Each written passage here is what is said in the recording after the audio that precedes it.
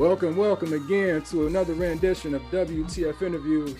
My name is Sir Royce Briales with my prestigious co-host, Dr. Raheem Young.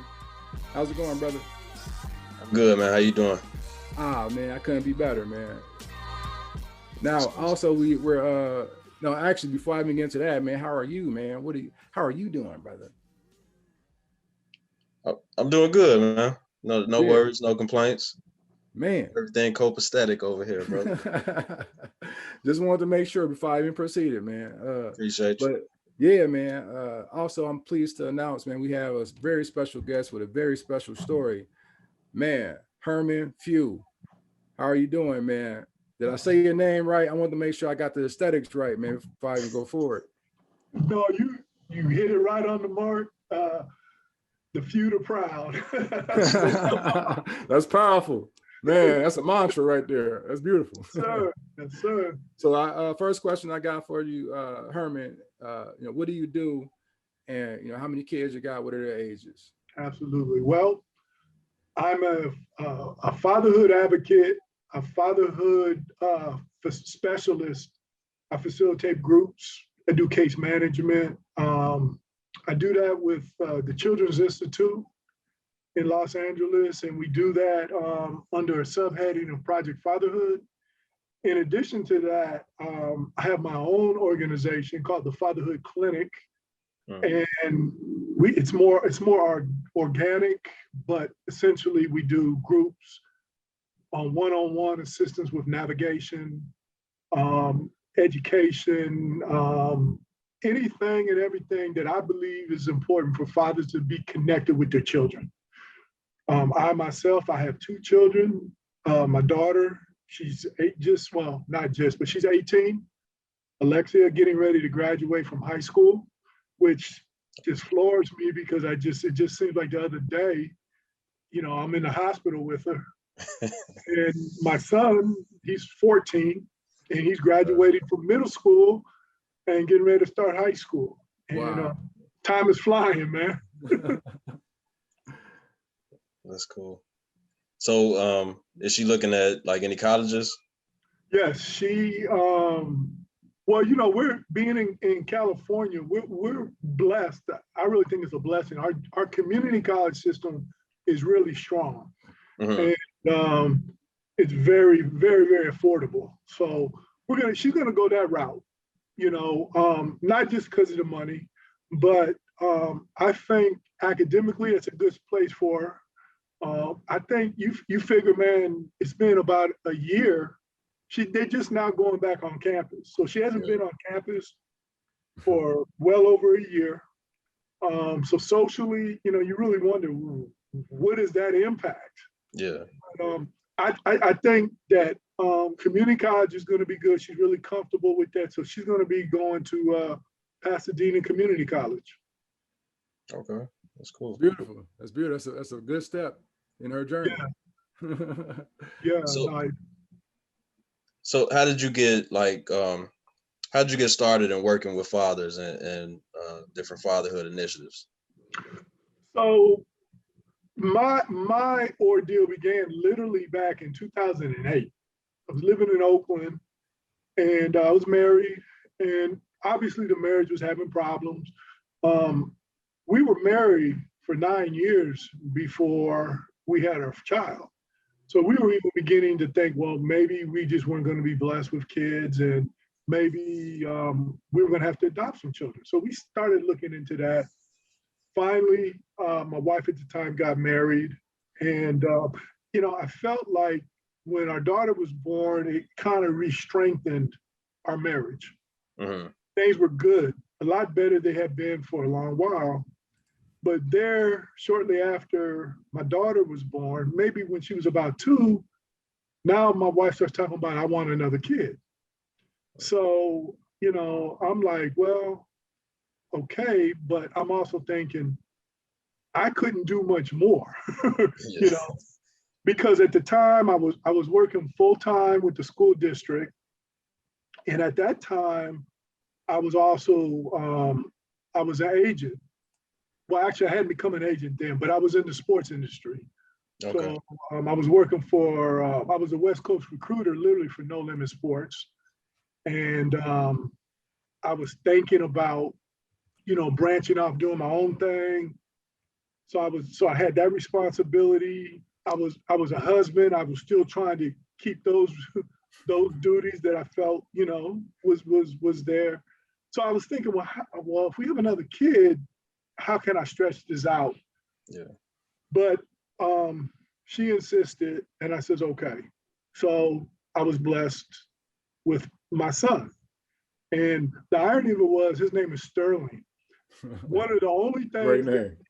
One of the only things that me and my wife agreed upon, even before we were married, was we were going to have a son. We were going to name him Sterling. So when my daughter was born, about a month before she was born, I said, that child is not a boy, it's a girl. And we got to come up with the name. But when my son was born, we didn't have to worry about no name. We had the name already. So Sterling came along, and I mean, he's a blessing. I'm proud papa. But one thing I can say, I think as much as that was a blessing, that was actually the final straw in the marriage. Mm. And before he was, a little bit after he was one, is when I literally, people find this hard to believe, because I'm a big guy, 6'5", 240. Mm. At the time, I was about 250. But I was assaulted by my wife. Huh. Had it not been for the grace of God for me to have the wherewithal to go to the authorities and report this, things would have went terribly wrong. Mm-hmm. It still went bad, but they didn't go as bad. Okay. So that was in 2008, and that set off a chain of events where I fought for custody literally for 3 years to maintain joint legal and joint physical custody, which I got, but it cost me basically everything. I spent over $100,000 in cash, which I was only able to get. I had to sell my house, where we were able to, at that time, we sold where we actually had a profit, but all the profit went to the attorneys, to the court evaluators. I mean, that was a sham. But I had to make a decision at that time, what was the most important thing? And I didn't want to just let them go off to LA and me just sign a check and be done with it. I wanted to be in the nurturing process. I had a lot of friends, so-called friends at the time, tell me, well, why don't you just let the kids go with their mom? And since you like kids so much, get you a younger woman and get some more kids. And I'm just like, no, man, I just couldn't do that, So literally for 5 years, every Thursday night or Friday, I drove from Oakland to LA. Because after 3 years, I went through a divorce trial, a child custody trial, child support trial. So 3 trials. I went through, before that, a mediation hearing. I went through a deposition hearing, and none of it was favorable to me. Well, how far is that? Like 3-4 hours from Oakland to LA? Well, I was driving about 80 to 90 miles an hour. I'd get there in about 5.5 hours. Wow. And I did that for 5 years. And I did that because after the evaluators actually evaluated me, they said, well, the kids are no better off with their mother than their father, because they said, you are a wonderful father, but we can't split the kids in half. So we'll give you liberal visitation, which I don't even use the word visitation because I don't believe you visit your own kids. No. So I call that, matter of fact, I have some people down in LA that are trying to change that verbiage to visitation, because I think it gives the wrong connotation to everybody. Yeah. You'll never visit your kids. So I call it custodial time. But I had, because the kids were so young, I had to have my custodial time in LA. And there was times when financially I didn't have money. I could barely get down here. I was exhausted because I still was working full-time up in Oakland, in the school system. So I had to be back at work at 8 o'clock Monday morning. Then Sunday night, I didn't really sleep. So I did that for 5 years because I was bound and determined to be part of raising the kids. And then, unfortunately, my mother got sick. So I became her primary caregiver, and I stayed down in LA, but I still, all during her sickness, she eventually passed away after 3 years, but all during her sickness, I never missed a visitation. I never told the kids, well, grandma's sick, so I tried to keep things as normal as possible. And to be honest with you, I would do the same thing again.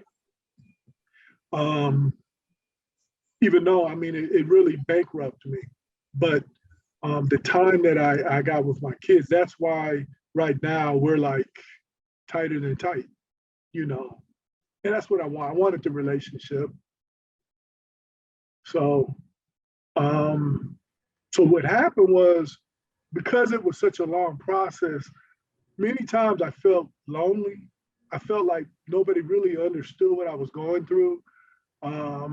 Countless times going to court, and not that I didn't have people supporting me, but they didn't understand this terrible urge I had to be a father in the person, not from a distance, So I don't know, halfway through this, 5, 6, 7 years into this, I went online and I said, there's gotta be some fatherhood groups or something. And that's when I ran across Project Fatherhood. So I also, I had to stop my income because, like I said, I was taking care of my mother. So I had to restart my career. And I wanted to do something I was really passionate about. So when I found Project Fatherhood, I'm like, well, wait a minute. I myself could use the assistance, but by this time I had been through so much and I knew I had a lot to offer. So I just called them up and I said, look, I want to get down with you guys. I want to meet. I want to meet the person running this. I want to present myself to you, and because I can help you.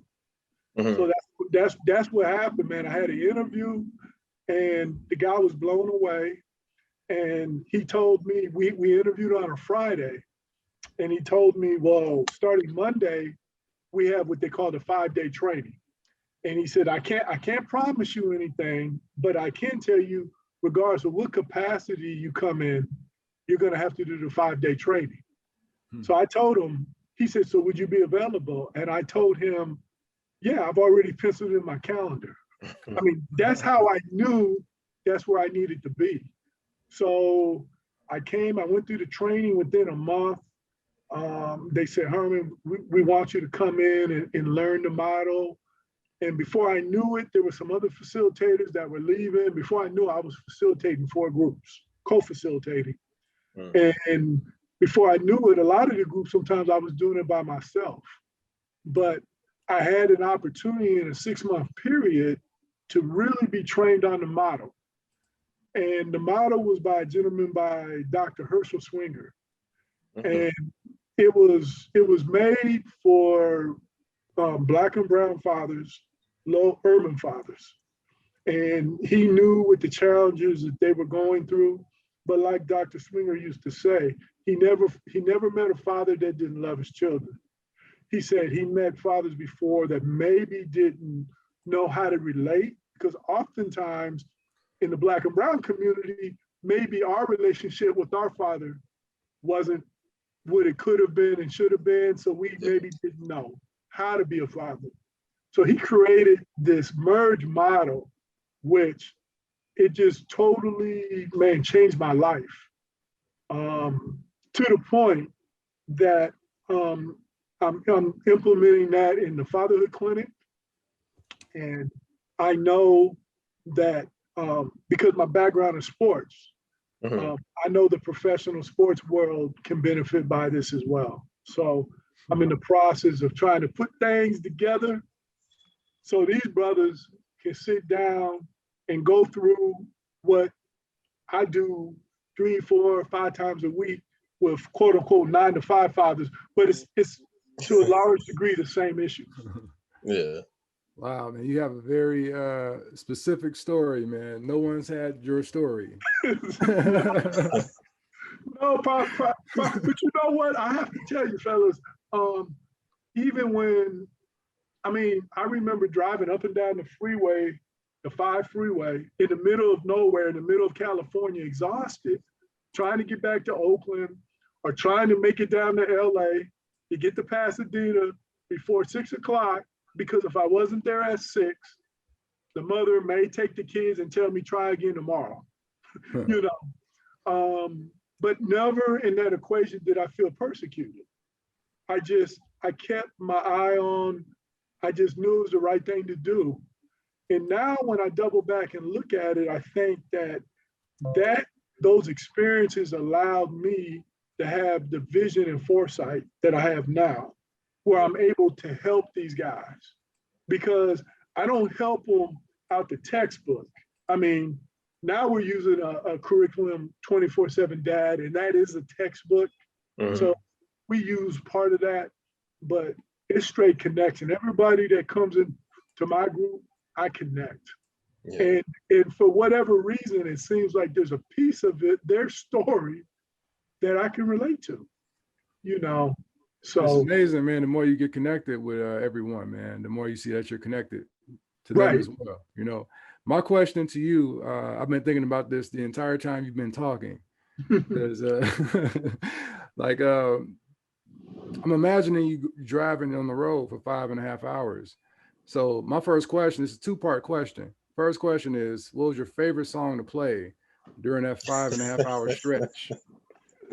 You got I bet your music catalog has to be very, specific to you in that stretch. So, okay, that's an interesting question. When I started off, mind you, I burned out 2 cars, because imagine the miles I'm putting on cars. Yeah. So when I started off, I had XM radio. Saturday radio. So I had my little rotation, man. Sometimes I would listen to sports talk. Sometimes I would listen to R&B. Sometimes I would listen to comedy. Sometimes, some political flavor, something like that. But I'm an R&B guy. Yeah. So I love After 7. That's give me a song. I'm gonna add it to the list, man. I need the song, man. That wouldn't even be fair, because geez, man. After 7 is with Babyface brother, right? Right. Okay. Right. I'm picturing the group, but and then the lead singer was Kevon Evans. Yeah. Evans, So then he went off, and he had a matter of fact, I think the name of his album, 20 Working My Time, I think 24/7.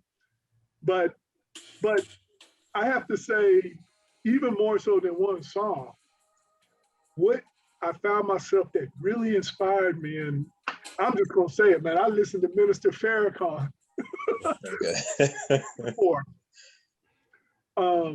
But I just listened to where he spoke, matter of fact, he did this great speech. It was 1994 for the Black Coaches Association. And he talked about the responsibility of a coach. But for some reason, I related to it because I was a coach too. But he spoke about how many of the athletes didn't have fathers. So oftentimes as a coach, you had to be a father. So he just talked about responsibility. He talked about being strong. And, I felt that I was going against the system, but I felt that I always had to be strong. So I was always looking to draw strength. And I have to say, I draw a lot of strength from him. Another gentleman that I drew a lot of strength from was Dr. Harry Edwards, sports sociologist. And in fact, I used him. He kind of motivated me to go into my chosen field of sports psychology. And when I went to the Bay Area, I didn't know anybody. At the time, Dr. Edwards was working at Cal, University of California. And I just went to the school, found his office hours, and I had probably one of the most stimulating conversations in my life. We talked for about 45 minutes. But I listened to a lot of that, a lot of YouTube stuff, and a lot of R&B, old school throwback. I listened to a lot of Knee Deep, Parliament. Oh, yeah. But I wanted the energy, you know, just the flow. So yeah, I know I didn't really answer your question, but But you got, I hate to put you on the spot. You gotta give me one. You gotta give me one song. It ain't gotta be your favorite. Give me one song that was on the radio, that was on your speaker system during those hours, those countless hours you were on the road. It has to be one song you can give to me. One. Just one. It ain't gotta be 10. One of them. okay.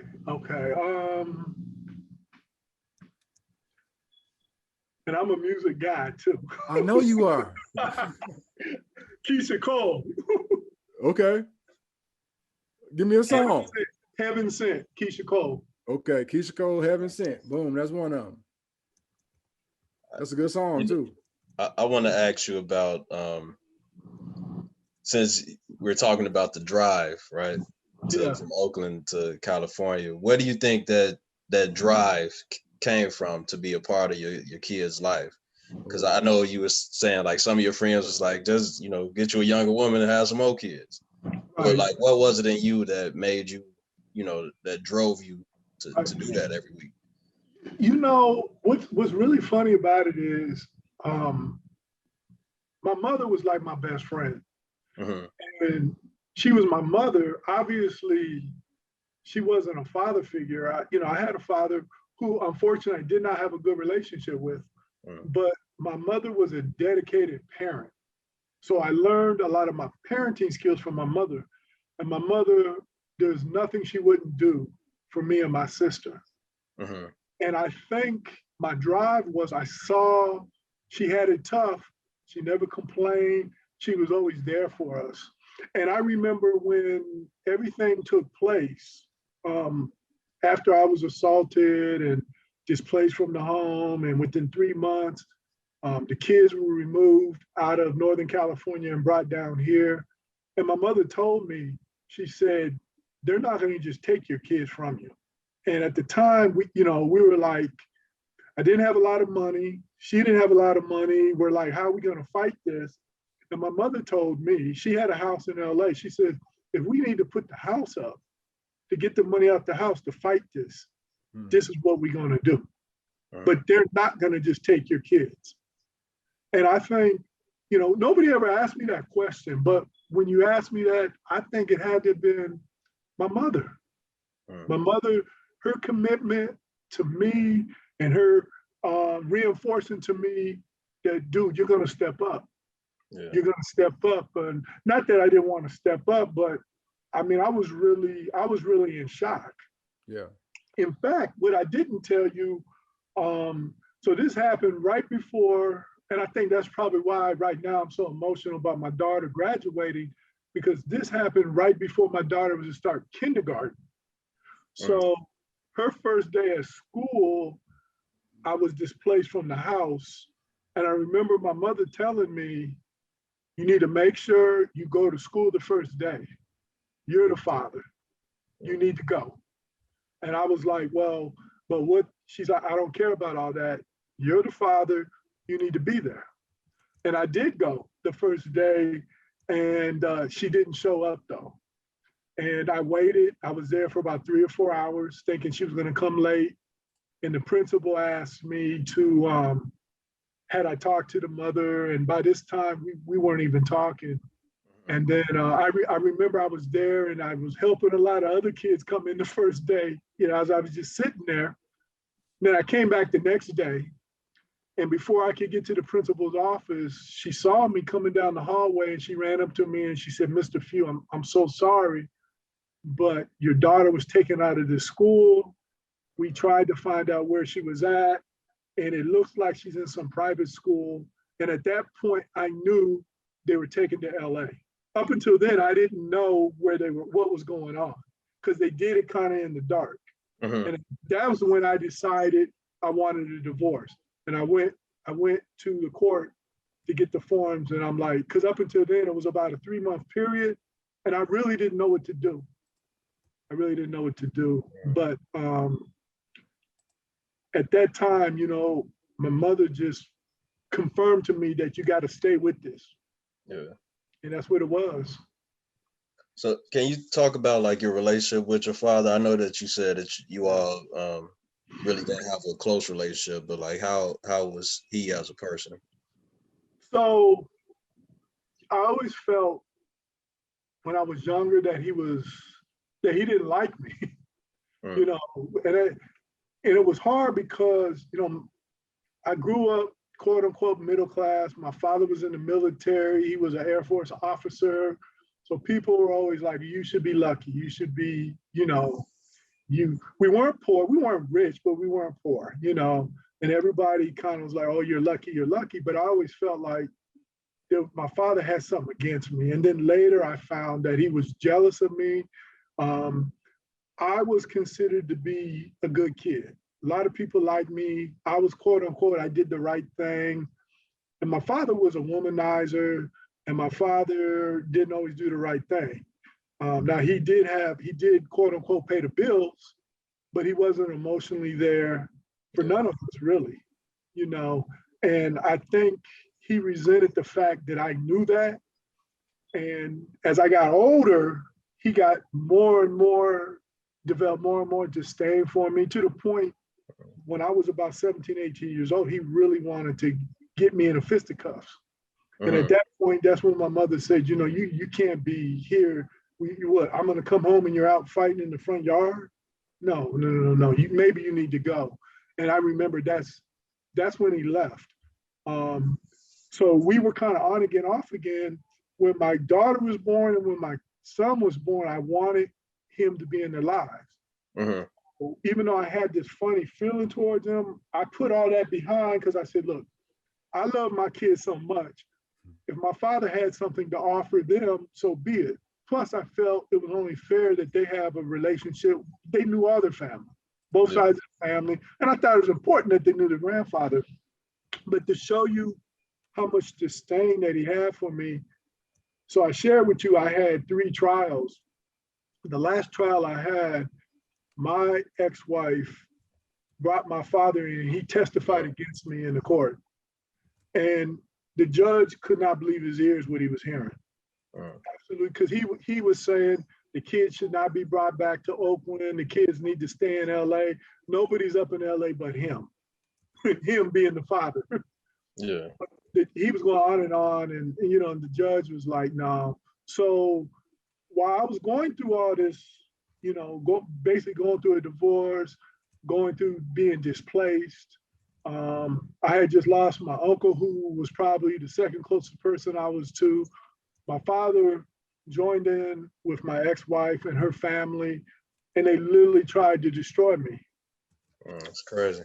Yeah. So nobody can understand that. They're like, you know, when you first start telling people you got a problem with your father, they think, well, what'd you do? What's wrong with you? You know. So I went. He constantly would be there because it was domestic violence. All the pickup and drop-offs were at a police station. You know, he would come to try to agitate. It was bad. He would get, when the kids were with my ex-wife, he would come around then. He would say things to the kids about me, about my mother. So in hindsight, I think it was a lot of jealousy. You know, I never, like, from I guess like from a father to a son, I haven't heard that before. I mean, I've seen cases or examples of women where like a mother is jealous of her daughter or something like that, but this is the first time I heard that from like. So I grew up, and I would kind of try to talk to my mother about, you know, it wasn't really cool. And she would kind of make up for him and say, no, that's not it. He just doesn't know how to relate, so forth and so on. But then as I got older, when we would keep talking and stuff, she said, from my mother now, her perspective was, he's upset because he's not the man you are becoming. I don't know. I mean, that's her perspective. I never was disrespectful. I never brought shame to the family or anything like that. I'm sure he sensed my disapproval, especially the womanizing was a problem for me. Yeah. When I got older and saw what was really going on, because I saw what it was doing to my mother, and I saw how that's why he wasn't really available, emotionally available to me and my sister. And I kind of resented that. So I think he took that as an affront to him, like, how dare I have any feelings towards that? Yeah. That ain't my business. So I like to ask this question, and really already asked it. You already answered it when we booked this call. I asked, what does fatherhood mean to you? And Herman, you said fatherhood is a calling, all caps. Sometimes it's difficult to put in a few words. And that's what it means exactly to me.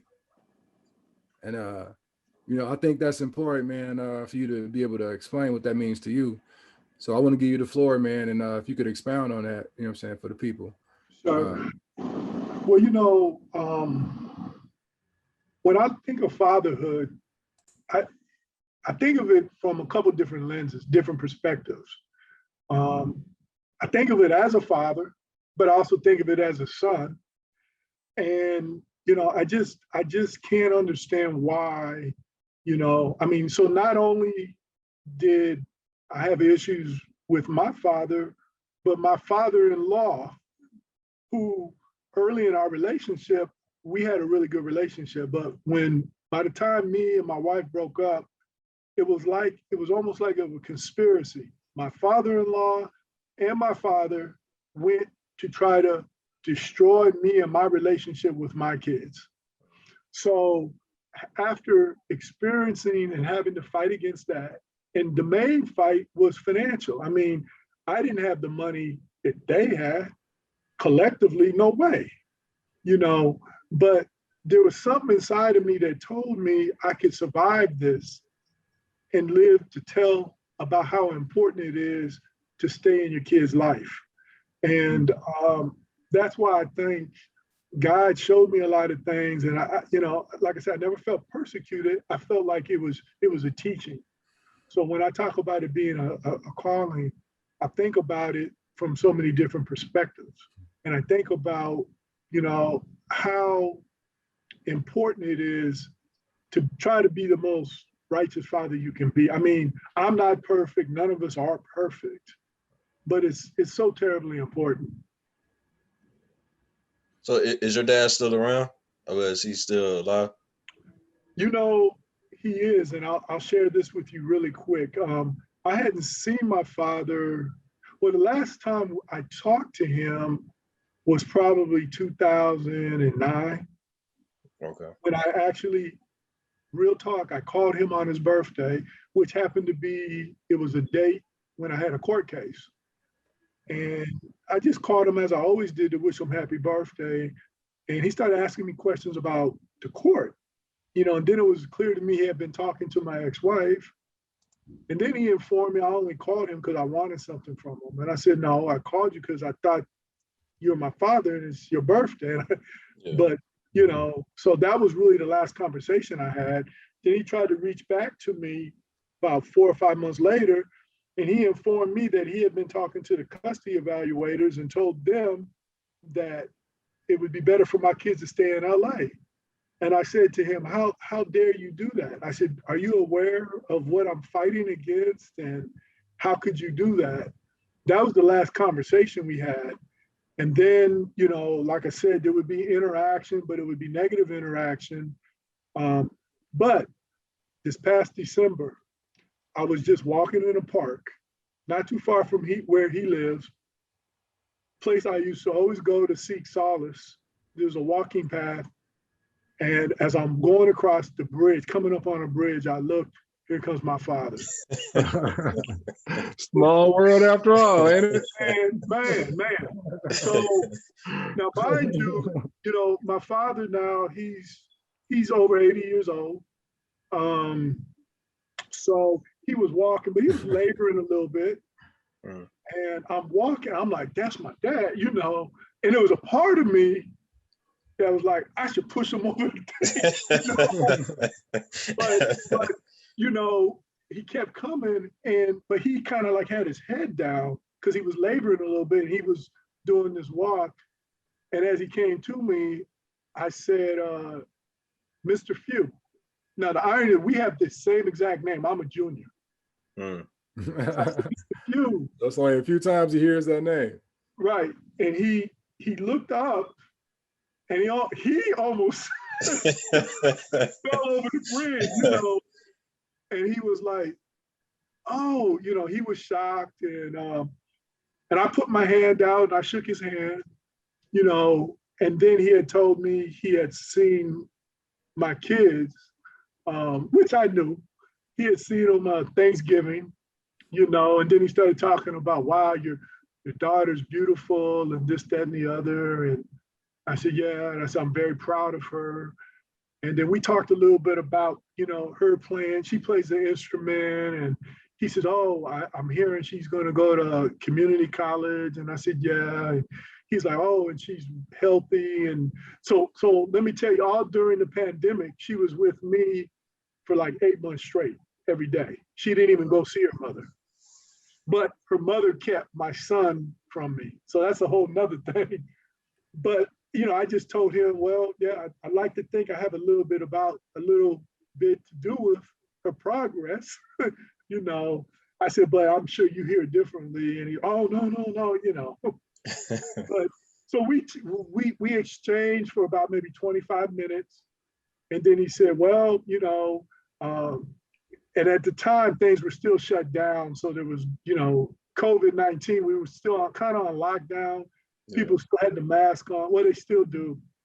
And he just said, well, give me a call sometimes and, maybe we can get together. And, I didn't have a yearning for that, but I did feel it was appropriate for me.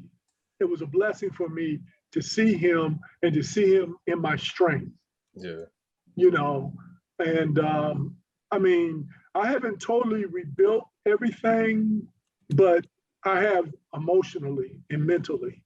I'm strong, and I'm very proud of the work that I do. And guys call me up, Herman, man, thank you. So even though I didn't go into all that detail with him, I know that resonated from me. Yeah.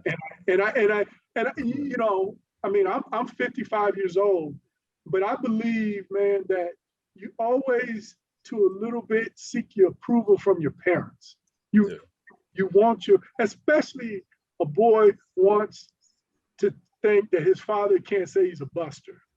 So that's important. So, you know what I'm saying? So I'm like, nah, partner, this is what's happening,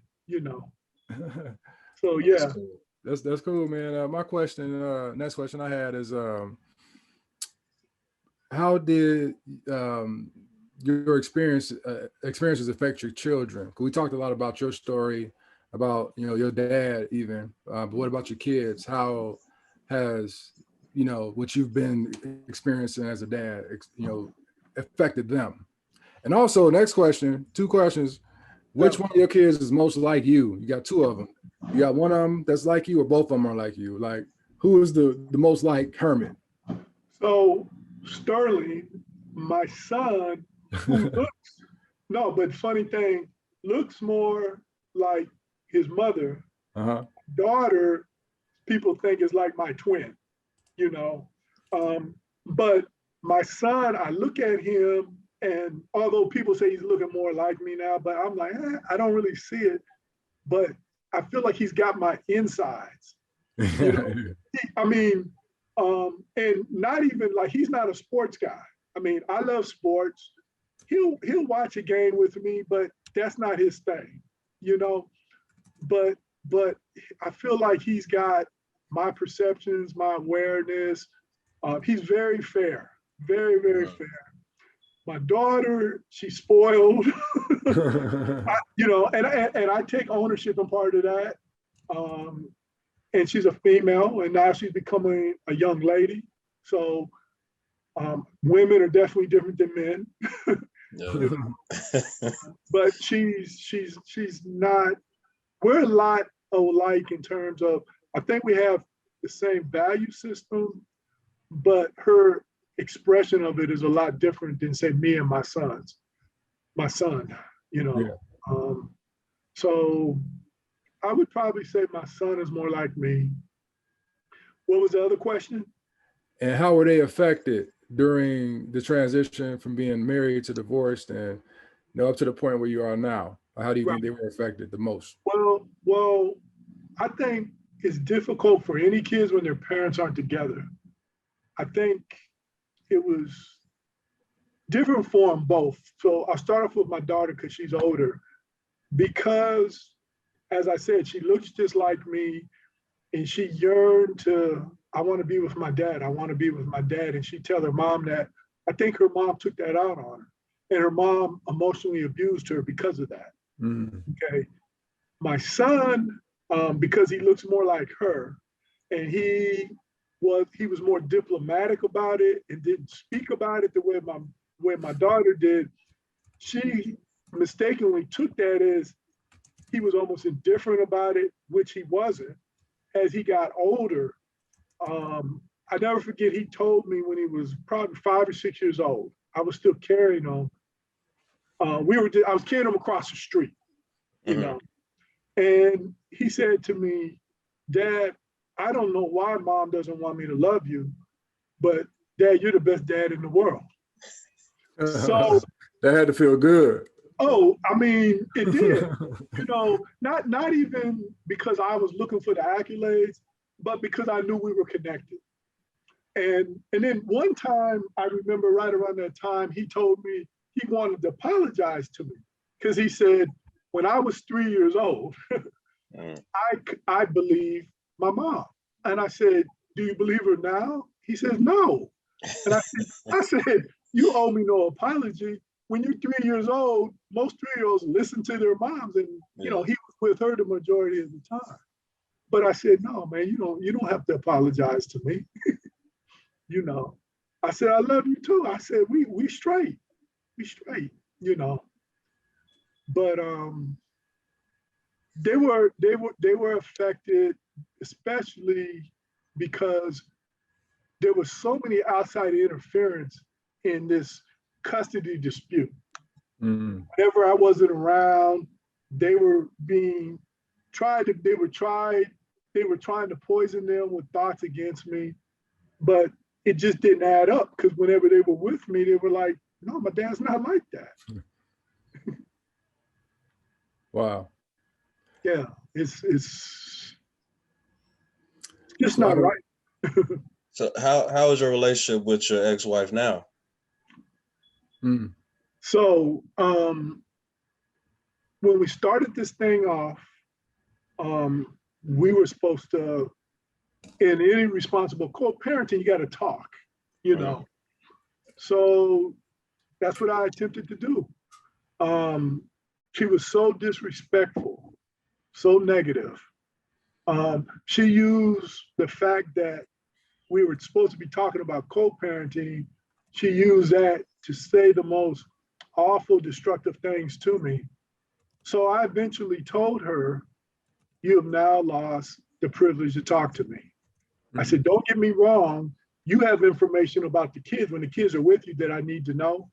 So you can either text me the information, you have my number, you can leave a voicemail, or you can leave an email. But I no longer will talk to you because this is just absurd the way you talk to me.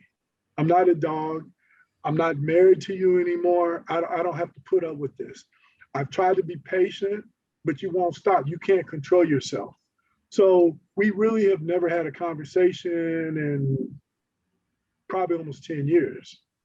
Now, the irony of it is, as I told you, my daughter's due to graduate from high school. They're having their high school graduation at the Rose Bowl on June 5th, right? She's got 4 tickets. So me, her brother, and I'm sure her mother. So there's this other ticket. I told my daughter that anybody that took that 4th ticket, it would probably, if it was a friend of mine, male or female, it would be a problem for the mother. And if it was a friend of the mother's, the mother would be into this, look at him, look at him. So I told my daughter, you probably want to just give that ticket away and probably just me, your mother, and your brother to go. But check this out. I told my daughter, I said, this may sound crazy, but I said, what do you want to do after the graduation? She said, well, I'll probably go to eat with me, my brother, and my mom, and then me, my brother, and you will go to eat. And I said, we can do that, or you can tell your mom that the 4 of us can go to eat. I'll pay for a meal after your graduation. And I'm only doing this because I'm thinking how tough that's got to be for my daughter. Yeah. And I told her, I said, look, I can promise you I can behave. I can't, I don't know, you probably know better what your mom will or won't do, but this is what I'll do. If you want to do that, I'll make reservations, I'll set it up. I said, there won't be no incident, because if your mom gets out of line, I'll just respectfully excuse myself. Like at a dinner party, like, excuse me, you know. Right. So that's gonna be a great dinner, though. It should be great for them to see you two together. Yeah. I think so. Yeah. So, because they both like both of them. You know what I'm saying? You got one that's like you and one that's like your wife, your ex-wife. Like yeah, although my daughter and her mother, the irremovable force versus the unstoppable object. Yeah. Is that how it go? Yeah. So I don't know, man. It's life is a trip. It goes fast, So I'm just trying to, make every day count, And I've learned it's not always a big event, but it's quality. It's not even quantity, but it's quality of the moment. And that's what I'm trying to teach the kids. And I'm trying to live by that mantra and really count your blessings. Herman, so we getting close to time, man. I have one last question for you before we get ready to wrap. You were saying like you and your wife, when like before y'all even had kids, y'all said that, if y'all have a boy, you're gonna name him Sterling. So what's the significance of the name Sterling? So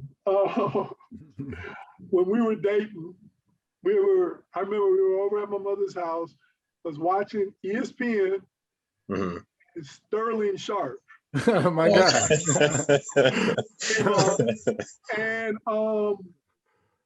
we were like, she's like, man, that's a cool name. And I'm like, it is cool. And I had already decided, even though I was named Herman after my father and grandfather, I didn't want to keep that going. Yeah.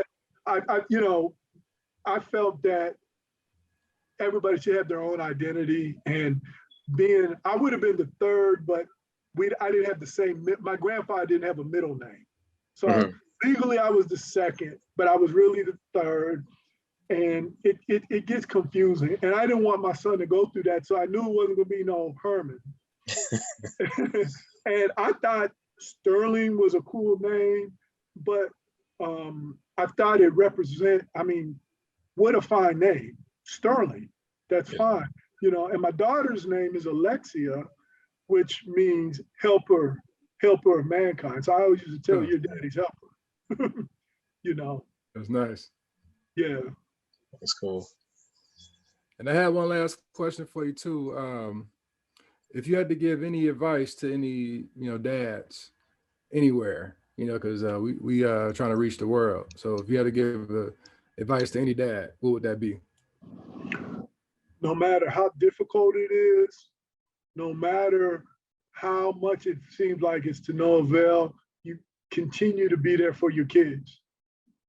Don't let, and understand, nobody can take the relationship from your kids unless you let them. Even the system, even if you're incarcerated, even if you got trumped up stuff going against you in family court, there's an innate connection that kids have. Kids want to connect with their father. That's what I know. And when there's a break, that's when the father allows for it to be a break. And even ideally, you don't want to have a lot of time lapse, but even if time lapse, if you are connected in your heart, in your mind to your kids, and you don't accept that they're not going to be in your life, it will come full circle. That's what I believe. Beautiful. It's beautiful, man. I definitely appreciate you, man. Your story is definitely one of a kind, man. I always say the last, I think 10 episodes, I think I've said this is one of my favorites. And I really mean that. Like, I think I'm gathering a collection of my all-time favorites. I might come out with my version of my all-time favorites. Okay. But this is one of them, man. I think people need to hear this type of story, because no matter what, man, Herman, you've been there for your kids. Like, no matter what the system told you, no matter what your ex-wife told you, no matter what anybody told you, right. You've been there. Right. That's something that no one can take from you, no matter what. And right. And that's more important than how much money you got in the bank, what kind of car you drive, what kind of bling you got. Don't matter at all. Just what did you do for your children? Right. Because they become you. Like, at the end of the day, they become who you know what I'm saying, portray yourself to be. They look up to you. You're an example. Right. So that's powerful, man. Your kids are going to be better for it because you are here right now. So thank you for that. Thank you. All right, Dr. Raheem, did you have anything else? Oh no, man. I just want to say thank you again. We appreciate you, man. This was one of my favorites. This was good. Dr. Raheem's catalog too. There you go.